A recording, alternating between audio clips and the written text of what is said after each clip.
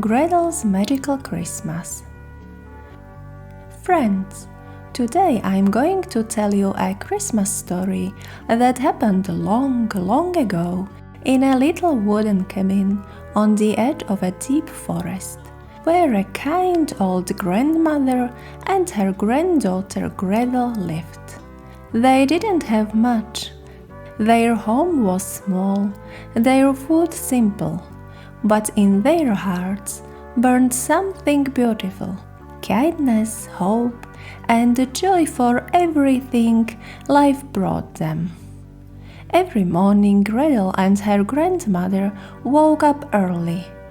After a simple breakfast, Gretel gave her grandmother a goodbye kiss, and then old woman set off into the forest to gather fallen branches.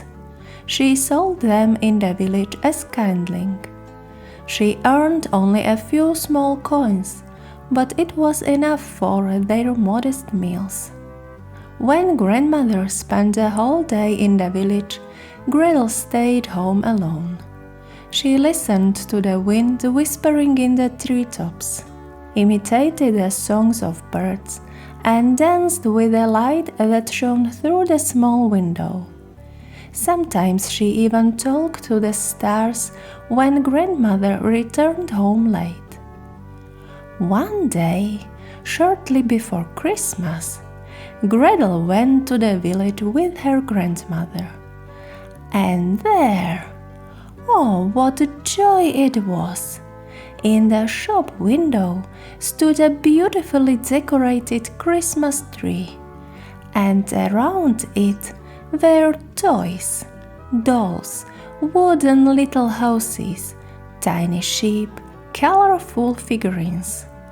Gretel stood in front of the window and stared. She had never had a single toy in her life, so everything seemed wonderful and magical to her. In the evening she asked her grandmother, "Grandmother, Christmas is coming soon, isn't it?" "Yes, my dear girl." Grandmother smiled. "Only a few more days." She sighed a little. "And what will I get for Christmas?" Gretel's eyes sparkled. Grandmother looked at her and gently stroked her hair. "Oh, my dear Gretel, this year we won't have Christmas. We are too poor." "But grandmother," Gretel objected, "there were so many toys in the shop." Grandmother shook her head. "These toys are for children whose parents can afford to buy them. We don't have the money."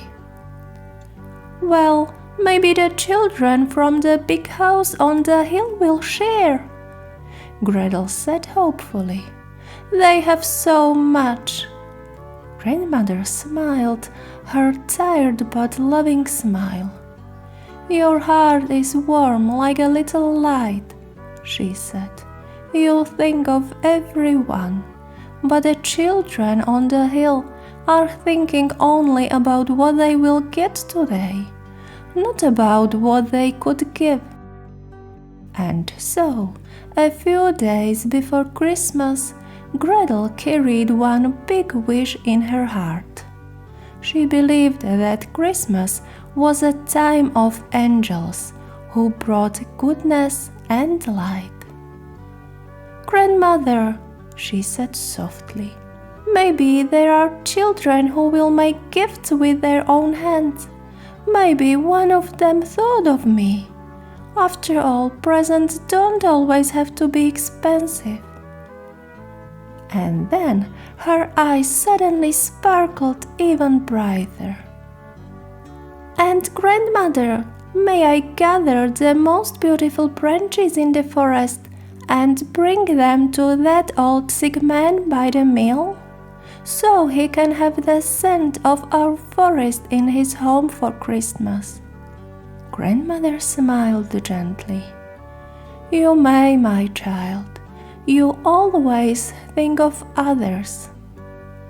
But grandmother immediately warned her, "Don't expect anything for Christmas. Gifts are not for us, Gretel." But the little girl wouldn't be discouraged.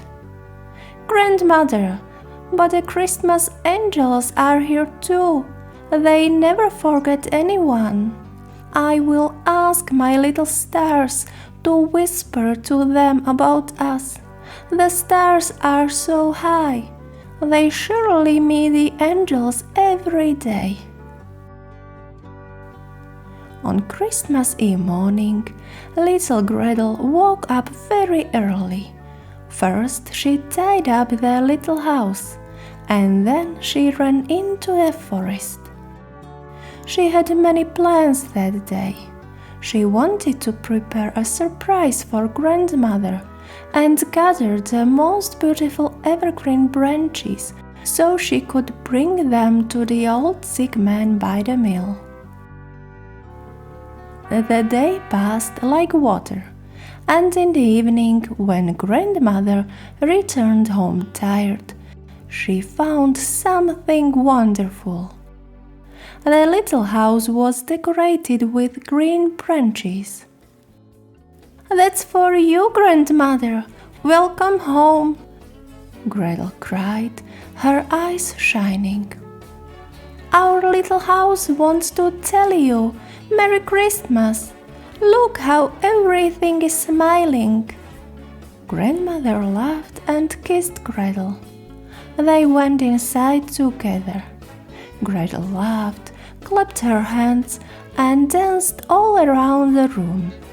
And grandmother, tired after a long day, forgot all her worries, and her heart filled with the joy that the little Gretel had brought her. That evening, when grandmother took off her big wooden shoes, Gretel suddenly had a new idea. "Grandmother, may I put one of your shoes on the windowsill? Maybe the angels will notice it. And maybe they will put something inside." Grandmother only shook her head sadly. "My child, you will find nothing there." But Gretel was already holding the shoe in her hand. "Oh, grandmother, you don't talk to the stars enough," she whispered with a smile and ran outside. Outside it was dark. The gentle snow was falling. The sky was full of clouds, not a single star inside. But only for a moment. A wind swept the clouds apart, and there, right above Gretel, her favorite star began to shine. "Oh, my little star," the girl whispered, "please tell the angels that I would very much like a small gift, and that the wooden shoe is already waiting for them." Then she placed the shoe on the windowsill and returned to the warm little cottage.